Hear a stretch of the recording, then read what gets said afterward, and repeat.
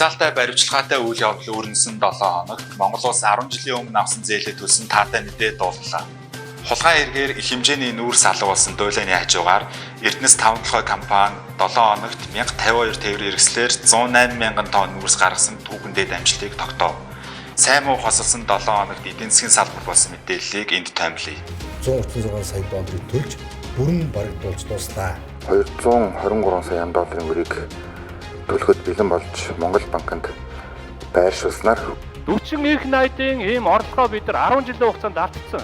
Монгол улсын засгийн газар дефолт болох ийм том эрсдэл байдаг. Автог гэрээний үр дүнд маш олон хүмүүсийн асуудал ил болно шүү. Монгол улс үр тавихтаа гоё чамиг хэрэгэлдэг. Тэгвэл 10 жилийн өмнө тавьсан 1.5 тэрбум төгрөгийн үрийг Чингис хэмээн нэрийдсэн байдаг үлээ. Чингис бондны үндсэн төлөлт хүүгийн төлбөрийг төлсөөр саялныг дуусгах шиг боллоо. Анх авахдаа хүү багтай урт хугацаатай хэмээн шуурч байсан хэдий ч энэ бондны үр дүн одоо хүртэл тодорхойгүй байна.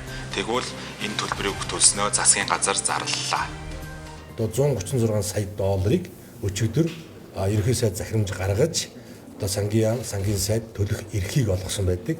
За ингээд бид олон улсын санхүүгийн зах зээл дээр хүлээсэн үүргийнхаа дагуу энэ төлбөрийн хариуцлага одоо цаг хугацаанд нь буюу 2022 оны 12 сарын 5-нд 136 сая долларыг төлж бүрэн барагдуулж дуслаа.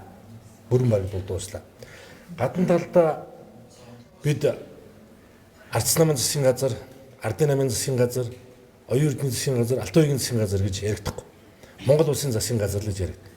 Энэ Чингис бонд нь олон улсын хөрөнгөний зах зээл дээр Монгол улсын засгийн газар гэдэг ийм кодтой. Тийм учраас бид одоо ямар ч тохиолдолд, ямар ч хүнд нөхцөлд зээлийн ашиглалтын чанар одоо ямар ч төвшөнд байсан гэсэн үүнээс одоо үл шалтгаалж, үл хамаарч гадна талдаа төлбөрөө 100% хийгээд явах хэрэгтэй. За эстээгвээс тэрний засгийн газар, энэний засгийн газар биш Монгол улсын засгийн газар дефолт болох ийм том эрсдэл байдаг. Бондын хүүгийн төлбөрт 2012 оноос энэ оны 6 дугаар сарын 5-ны хооронд 542.9 сая Америк долларын төлбөр төлжээ. Сүүлийн 34 жилд засгийн газарт үссэн 8.5 тэрбум Америк долларын үрийг 5.4 тэрбум Америк долларыг 2020-оос 2024 онд төлөх ёстой. Гэвч энэ хугацаа нь эдийн засгийн баггуу сорилттой толгорч илүүд таарч байгаа юм. миний бодлоор санаа зовж Чингис бондын өрөөлд болох 136 сая долларын бүлгийг шилжүүлэх эрх олгосон захирамжид дөнгөж сая гарын үсэг зурлаа. За ингэснээр Монгол улс өнөөдөр Чингис бондын 1.5 тэрбум долларын өрийг одоо бүрэн төлж барагдууллаа. За мөн хөгжлийн банкнд үүссэн чанаргүй зээлийн эргэн төлөлт 800 одоо 5 тэрбум төгрөгт хүрч шийдэгдэж Самурай бондын 223 сая долларын өрийг төлөхөд бэлэн болж Монгол банкнд байршуулснаар хөгжлийн банк одоо дампуурах эрсдлээс аврагдаж байна гэсэн үг. Засгийн газар нэг өрнөөсөө саллаа. Тэгвэл дараагийн төлөх үр Самурай бондын 225 сая Америк долларын үр засгийн газарт тулгарч байна. Эхний 10 сарын байдлаар инфляц 15.4% байна. Эрдэнэс 5 толгой компани экспортын түүхэн амжилт үзүүлв. Нүүрсний хулгай илэрвэл эдийн засагт өсөлт авчирна.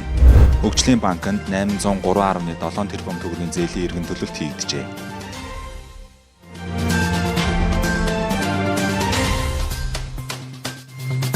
Улсын хэмжээнд энэ оны эхний 10 сарын байдлаар инфляц 15.4% байгаагийн 60% импортын бараагаар дамжин орж иржээ.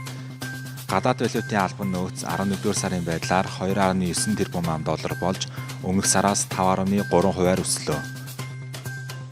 Хөгжлийн банкнд энэ сарын 5-ны байдлаар 803.7 тэрбум төгрөгийн эргэн төлөлт хийгджээ. Үүнээс 714 тэрбум төгрөг нь бэлэн мөнгөөр, 89.7 тэрбум төгрөг нь өмчлөх бус үйл хөдлөхөөрөнгөөр эргэн төлөгдсөн байна. Манай улс мөнгө угаахын хэрэгтэй тэмцэхийн тулд эх онд нэгдсэн үндэсний байгууллагын лицензтэй 2 программыг үнэгүй ашиглахаар боллоо. Эхний удаад эх 1-р сарын 1-ээс Go Travel программыг нэвтрүүлэх юм. Монгол улс Америкийн нэгдсэн улс хооронд шууд нислэгтэй болох хэлцээрийг эх онд баталгаар болжээ. Харин тийзний үнийг бууруулахын тулд нислэгийн зардлын 28-аас 46%-ийг эзэлдэг түлшний үнийг бууруулж, энэ салбарыг нэмэгдсэн өртөлийн албан татвараас чөлөөлөх хуулийн төслийг боловсруулж байна.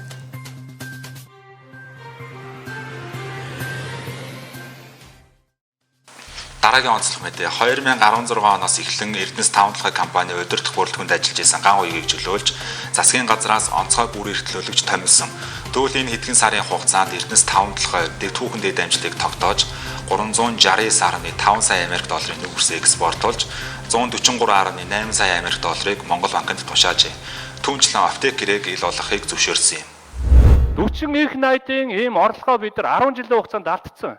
Нэг жилдээ бид нар 1 сая их найд төгрөгийн орлогыг нүүрснээс авд юм а. 10 жилийн хугацаанд бид нар нүүрснээс татвараар бид нар 10 их найдынхаа орлогыг алдсан. Өөрөөр хэлэх юм бол 2 их найдынхаа 1 их найдыг бид нар төсөвтөө аваад байдаг. 1 их найд нь хилэн гадаа үлдээд байгаа энэ бодиттой мэдээлэл юм а. Энэ асуудал ингэж сөхөгдчихэж өнөөдөр Офтек гэрээний асуудал явж байгаа шүү. Хамгийн гол юм бол Офтек гэрээн дээр чинь байгаа. Хулгайчуудаа бүгдээрийг хайгаад байна. Их байгчтай болоо энийг сөрөг хүчний нэг 2 хүнийг л зарлаад байх юм муухай харагдаж байна. Энэ Бат Эрдэнэ гишүүн Адяс руу хоёрыг та нар яриад байна. Муухай харагдаж байна болоо. Намайг ярь л та. Ярьж болно. Харин Арцсан намынхаа та нар бас муухай харагдаж шүү бүрөвд орж гişүүнэ. Ирэх барьж байгаа намынхны дууг бас дуулж болохгүй шүү. Хамтаа байх хэрэгтэй шүү. За тэгээ хоёрдугаарт юу вэ гэхлээр Офтек гэрээний үр дүнд маш олон хүмүүсийн асуудал ил болно шүү. Төрийн төлөөлөгч очсон 3 сард экспортын хөө нэмэгдэж байгаа нь нүүрсний хулгай ямар их байсныг илтгэж байна. Монгол улсын эдийн засаг экспортын өсөлтөд нүүрсний экспорт гол нь нөлөөлдөг. Тэгвэл улсынхаа эдийн засгийг сэргээ гэвэл нүүрсний хулгайчдыг илрүүлж орлогыг нь улсын төсөвт төлөвлөрөх шаардлагатай байна. Төрөмийн 5 хүнд энэ 7 хоногт эдийн засгийн салбарт болсон мэдээллийг томилон хүргэлээ анхаарлаа хандуулсанд баярлалаа.